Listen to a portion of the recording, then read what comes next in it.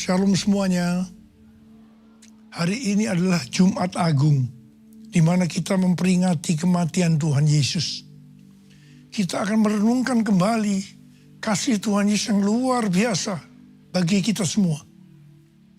Yohanes 3 ayat 16 berkata, "Karena begitu besar kasih Allah akan dunia ini, sehingga Ia telah mengaruniakan anaknya yang tunggal, supaya setiap orang yang percaya kepadanya tidak binasa, melainkan beroleh hidup yang kekal." Ada apa dengan manusia sehingga Tuhan Yesus harus datang dalam dunia ini? Alkitab berkata, semua orang telah berbuat dosa dan telah kehilangan kemuliaan Allah. Upah dosa adalah maut, mati, tempatnya di neraka. Neraka adalah tempat yang sangat mengerikan. Jangan sampai masuk neraka. Karena itu Tuhan Yesus datang ke dalam dunia ini untuk menyelamatkan kita semua. Bagaimana cara Tuhan Yesus menyelamatkan kita? Alkitab berkata, Tuhan Yesus yang tidak mengenal dosa, dijadikan dosa oleh karena kita semua. Supaya di dalam Dia, yaitu mereka yang percaya kepada Tuhan Yesus, dibenarkan oleh Allah. Apa arti dari ayat ini?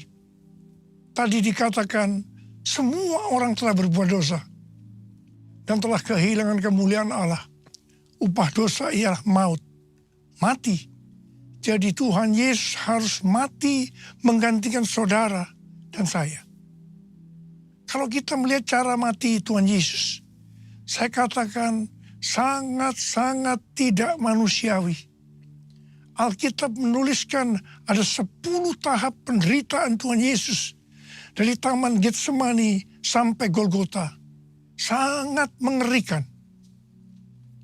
Tahap yang pertama, ketika berada di Taman Getsemani, Tuhan Yesus berdoa kepada Bapa dalam keadaan ketakutan. Sampai peluhnya seperti tetes-tetes darah yang jatuh ke tanah.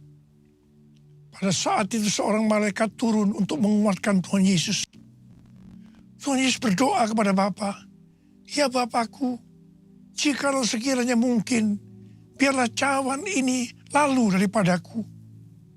Tetapi jangan seperti yang ku kehendaki, melainkan seperti yang kau kehendaki." Tuhan Yesus berdoa 3 kali seperti ini kepada Bapa. Tetapi Bapa tidak menjawab. Di sini Tuhan Yesus tahu bahwa Dia harus mengalami penderitaan ini. Di sini Tuhan Yesus mengajar kepada kita bahwa di dalam doa kita boleh menawar, tetapi jangan memaksakan kehendak. Bagi yang sekarang dalam keadaan ketakutan, kita harus ingat bahwa Tuhan Yesus pernah mengalami ketakutan untuk menebus dosa kita semua. Karena itu datanglah kepada Tuhan Yesus.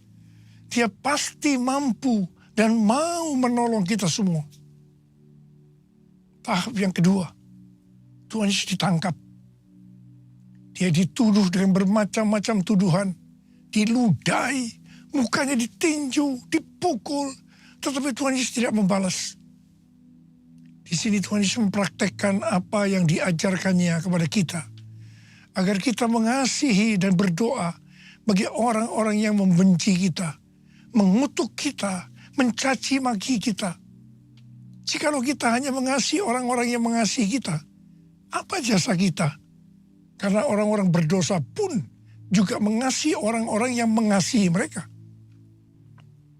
Tahap yang ketiga, Tuhan Yesus dibelenggu dan diadili. Waktu Tuhan Yesus diadili oleh Pilatus, ternyata tidak didapati kesalahan yang membuat Tuhan Yesus harus dihukum mati. Sementara itu orang-orang Yahudi terus berteriak-teriak supaya Tuhan Yesus dihukum mati. Salibkan dia! Salibkan dia! Akhirnya Pilatus menyerahkan Tuhan Yesus untuk disalibkan. Tahap yang keempat, Tuhan Yesus dicambuk. Proses awal dari penyalipan, jubah Tuhan Yesus dibuka dan dihukum cambuk. 2 algojo bergantian menghunjamkan cambuk ke punggung Tuhan Yesus. Ujung cambuk ini terbuat dari potongan tulang dan potongan besi. Tiap kali cambuk itu dihunjamkan ke punggung Tuhan Yesus. Itu menimbulkan luka yang dalam. Tuhan Yesus berteriak-teriak kesakitan. Darah Tuhan Yesus bercucuran. Tuhan Yesus bermandikan darah. Tahap yang kelima, kepala Tuhan Yesus diberi mahkota duri. Duri ditancapkan di kepala Tuhan Yesus dengan cara dipukul. Sakitnya luar biasa, darah bercucuran. Tahap yang keenam, Tuhan Yesus memikul salib. Dalam kesakitan, berlumuran darah, ditambah semalaman Tuhan Yesus tidak tidur, Tuhan Yesus harus memikul salibnya. Tuhan Yesus jatuh bangun karena tidak kuat. Maka Simon dari Kirene disuruh menggantikannya. Tahap yang ketujuh, tangan dan kaki Tuhan Yesus dipaku. Sakitnya luar biasa, darah bercucuran. Tahap yang kedelapan, Tuhan Yesus digantung di atas kayu salib. Pada saat itu Tuhan Yesus menderita secara lahir maupun batin. Secara lahir dia merasakan sakit yang luar biasa di sekujur tubuhnya. Dan juga merasa sesak karena ada cairan yang menekan jantungnya. Secara batin, Tuhan Yesus menderita karena Tuhan Yesus melihat semua orang yang lalu lalang menghujat dia. Ahli-ahli Taurat, tua-tua, imam-imam menghujat dia. Bahkan salah satu penjahat di sebelahnya juga ikut menghujat. Tahap yang kesembilan, Tuhan Yesus merasa ditinggalkan oleh Bapa. Sekitar jam 12 siang sampai jam 3 petang, tiba-tiba langit di sekitar Golgota menjadi gelap. Tuhan Yesus gelisah. Dan dia berteriak, Eli, Eli, lama sabachthani. Allahku, Allahku, mengapa engkau meninggalkan aku? Tuhan Yesus merasa ditinggalkan oleh Bapa. Orang yang berdosa pada hakikatnya dipisahkan dari Bapa. Jadi untuk menebus orang yang berdosa, maka Tuhan Yesus harus merasakan ditinggalkan oleh Bapa. Dipisahkan dari Bapa. Saya percaya ini adalah puncak penderitaan Tuhan Yesus. Penderitaan lainnya tidak ada artinya dibandingkan merasa ditinggalkan oleh Bapa. Bagi saya, kalau saya tidak bisa merasakan hadirat Tuhan, itu adalah hal yang paling berat dalam hidup saya. Karena itu saya setiap hari selalu menjaga langkah-langkah dalam hidup saya. Agar saya terus mengalami hadirat Tuhan. Kalau ada dosa, harus cepat diselesaikan. Supaya terus merasakan hadirat Tuhan. Saya berharap saudara juga melakukan hal yang sama seperti itu. Kalau ada di antara kita yang sudah tidak merasakan hadirat Tuhan, dan kita menganggap itu hal yang biasa, kita harus bertobat. Tidak ada yang lebih berbahagia daripada kalau kita berada dalam hadirat Tuhan. Sebab Alkitab berkata, di hadapanmu ada sukacita berlimpah-limpah. Artinya di dalam hadirat Tuhan ada sukacita dan kebahagiaan yang berlimpah-limpah. Tahap yang ke-10. Tuhan Yesus berkata, sudah selesai. It is finished. Ya Bapa, ke dalam tanganmu kuserahkan nyawaku. Lalu Tuhan Yesus mati. Pertanyaannya, mengapa Tuhan Yesus harus mati dengan cara demikian? Mengapa tidak dengan cara yang mudah? Dipenggal kepalanya, selesai. Mengapa Tuhan Yesus harus mati dengan bermandikan darah? Alkitab katakan, tanpa penumpahan darah, tidak ada pengampunan dosa. Untuk mengampuni dosa saudara, dosa saya, Tuhan Yesus harus mati dengan cara demikian. Selain itu, apalagi yang Alkitab katakan dengan cara mati Tuhan Yesus yang seperti itu? Yang pertama, penyakit kitalah yang ditanggungnya. Yang kedua, penderitaan kita yang dipikulnya. Dan oleh bilur-bilurnya kita disembuhkan. Darah-Mu Yesus sucikan daku. Darah-Mu Yesus bebaskanku. Darah-Mu Yesus ubahkan daku. Ku dijadikan baru. Darah-Mu Yesus sucikan daku. Darah-Mu Yesus bebaskanku. Darah-Mu Yesus ubahkan daku. Ku dijadikan baru. Ku dijadikan baru. Tuhan Yesus mati karena dosa-dosa kita. Dia dikuburkan. Tapi pada hari yang ketiga, Dia dibangkitkan. Haleluya! Tuhan Yesus tidak selamanya mati. Tetapi pada hari yang ketiga, Tuhan Yesus dibangkitkan. Apa yang Alkitab katakan? Kalau sampai Tuhan Yesus tidak bangkit. Yang pertama, sia-sialah pemberitaan firman Tuhan. Saya di sini memberitakan firman Tuhan. Tidak ada artinya. Sia-sia. Tetapi puji Tuhan. Tuhan Yesus hidup. Tuhan Yesus bangkit. Pemberitaan firman Tuhan menjadi tidak sia-sia. Hal yang kedua. Kalau sampai Tuhan Yesus tidak bangkit. Sia-sialah kepercayaan kita. Dan kita akan tetap mati di dalam dosa-dosa kita. Demikian juga dengan orang-orang yang mati di dalam Tuhan. Mereka akan tetap binasa. Tetapi puji Tuhan, Tuhan Yesus bangkit.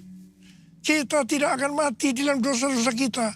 Tetapi kita akan bersama-sama dengan Tuhan Yesus selama-lamanya. Haleluya! Hal yang ketiga, kalau sampai Tuhan Yesus tidak bangkit, kita adalah orang-orang yang paling malang dari segala manusia. Tetapi puji Tuhan, Tuhan Yesus bangkit. Kita bukan orang-orang yang paling malang, tetapi justru orang yang paling beruntung dari segala manusia. Ada berapa banyak orang-orang yang paling beruntung dari segala manusia? Angkat tangan saudara. Sebab Dia hidup, ada hari esok. Sebab Dia hidup, ku tak gentar. Aku tahu Dia pegang hari esok. Hidup jadi berarti sebab Dia hidup. Hidup jadi berarti sebab Dia hidup. Hidup jadi berarti sebab Yesus hidup. Karena Tuhan Yesus hidup, maka ada hari esok. Karena Tuhan Yesus yang pegang hari esok saudara dan saya, Dia hidup. Dia berkata kepada kita semua, jangan kamu khawatir. Jangan kamu khawatir. Apa yang akan kamu makan, apa yang akan kamu minum, apa yang akan kamu pakai. Semua itu dicari oleh bangsa-bangsa yang tidak mengenal Allah. Tetapi Bapamu yang di surga tahu, kamu memerlukan semuanya itu. Karena itu, jadilah dulu kerajaan Allah dan kebenarannya. Maka semuanya, apa yang saudara butuhkan, akan ditambahkan kepadamu. Yang percaya katakan amin. Karena Tuhan Yesus hidup, maka mujizat-mujizat yang dilakukan oleh Tuhan Yesus masih ada sampai dengan hari ini. Orang buta melihat, orang lumpuh berjalan, orang tuli mendengar, orang mati dibangkitkan, orang kusta menjadi tahir, dan kepada orang-orang miskin diberitakan kabar baik. Karena Tuhan Yesus hidup, kita sedang melihat Pentakosta ketiga sedang digenapi. Di mana melalui semua peristiwa yang terjadi saat ini, penuaian jiwa yang terbesar dan yang terakhir sebelum Tuhan Yesus datang kembali terjadi. Hari-hari ini terjadi kebangkitan generasi Yeremia, yaitu generasi anak-anak muda yang dipenuhi dengan Roh Kudus, cinta mati-matian kepada Tuhan Yesus, tidak kompromi terhadap dosa, dan akan memenangkan banyak jiwa. Karena Tuhan Yesus hidup, maka kita akan menyelesaikan amanat agung.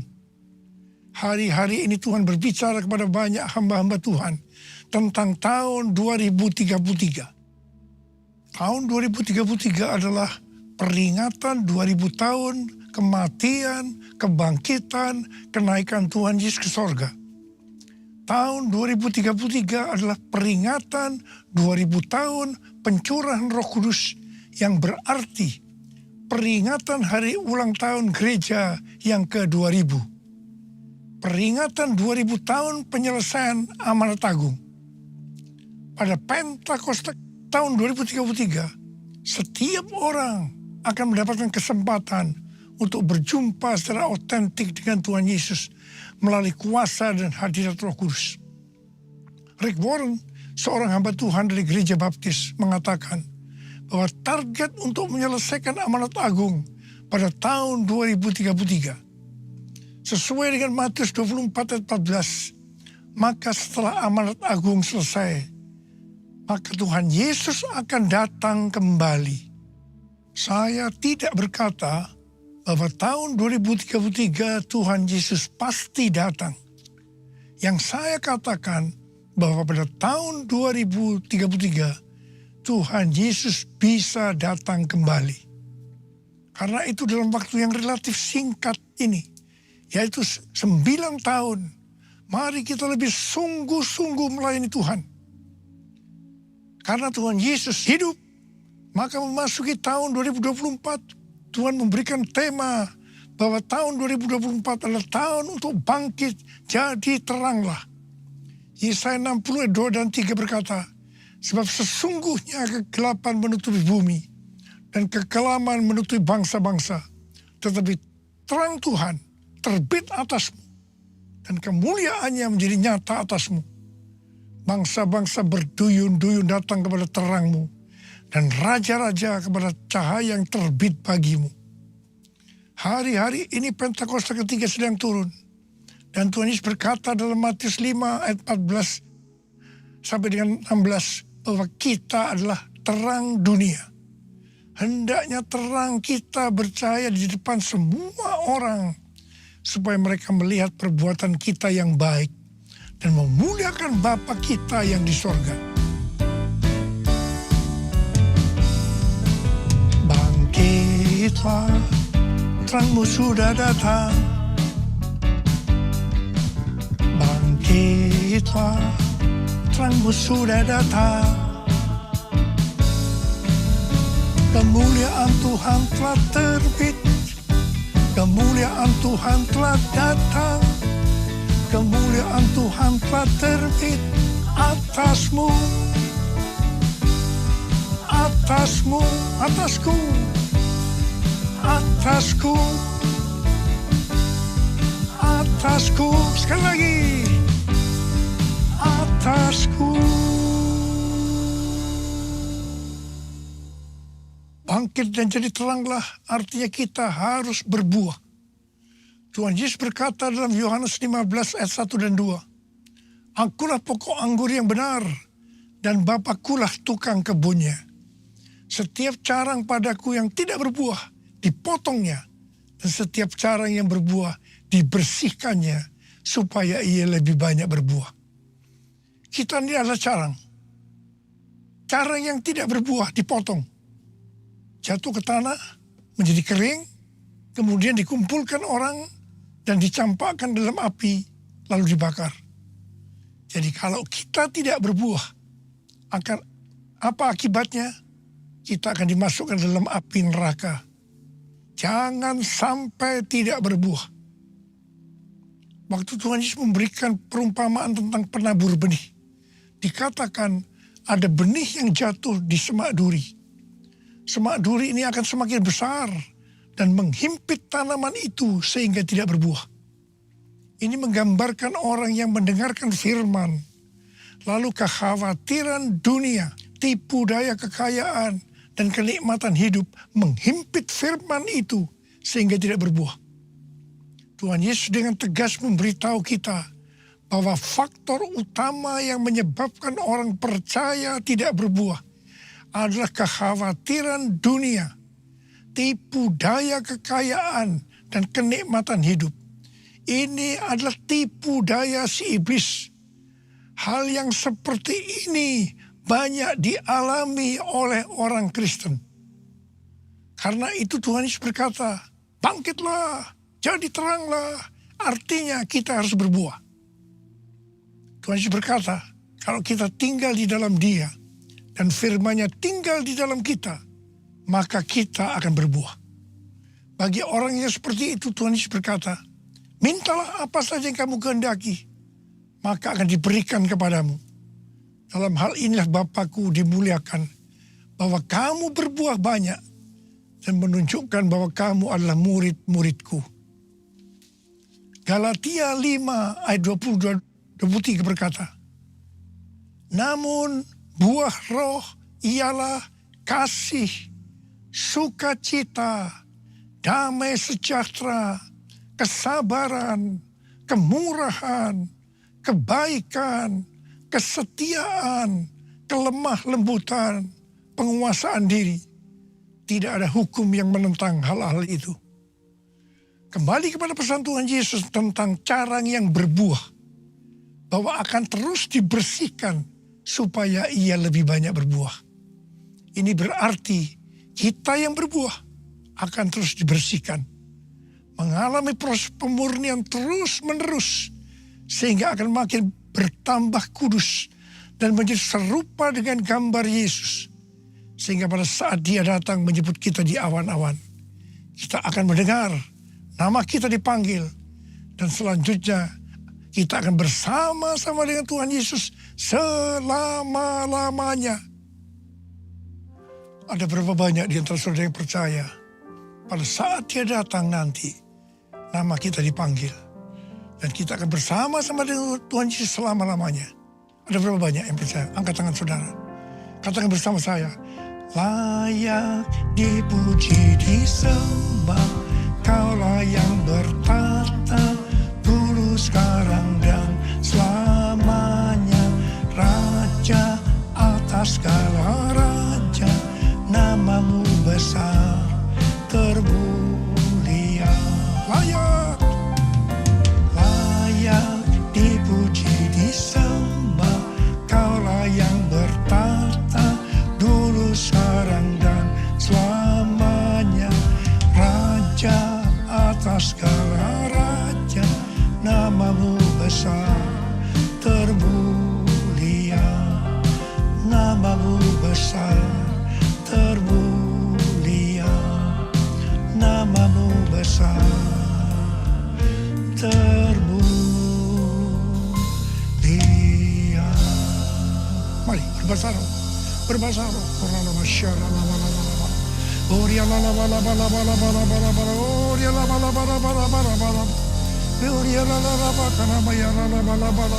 Tuhan, pengurapan-Mu turun ke atas kami semua ya Tuhan. Kami mau bangkit jadi teranglah. Kami mau bangkit jadi teranglah. Ya Tuhan, ya Tuhan, ya Tuhan. Tuhan, terima kasih. Terima kasih Engkau berkati anak-anak-Mu semua ya Tuhan. Kau menyertai anak-anak-Mu semua. Terima kasih. Terima kasih, terima kasih dalam nama Yesus. Haleluya, haleluya, amin.